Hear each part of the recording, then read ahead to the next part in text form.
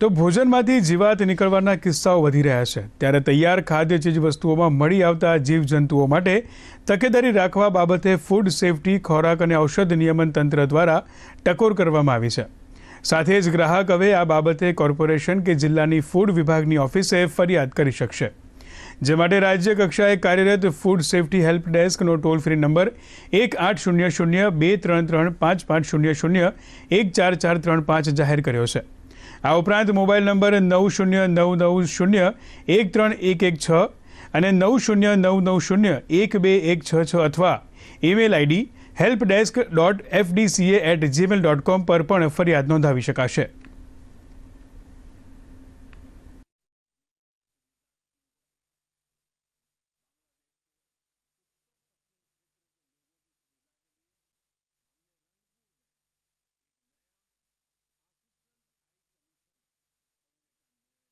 ઉનાળાની ઋતુ છે, ગરમીની સિઝન છે, તો સામાન્ય રીતે આ ટેમ્પરેચરની અંદર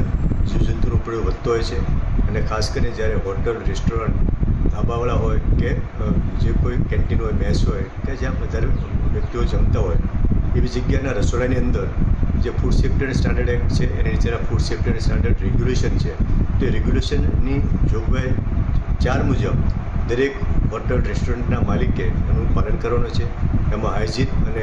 એની જે સ્વચ્છતા છે એની ગાઈડલાઈન આપવામાં આવેલી છે। તો હોટલની અંદર એ લોકોના દરેક જગ્યાએ જ્યાં એક્ઝોસ્ટ હોય, ખુલ્લી બારી હોય તો એને એક જાળીથી કવર કરવાનું હોય છે, એની જે ગટર લાઈન હોય છે એને ક્લોઝ રાખવાની હોય છે, ફ્લાય કેચર રાખવાના હોય છે અને નિયમંતરે અમુક સમયાંતરે પેસ્ટ કંટ્રોલ ટ્રીટમેન્ટ કરવાની છે, જેથી કરીને ખોરાકની અંદર જીવજંતુ કે બહારની કોઈ વસ્તુ આવી શકે નહીં।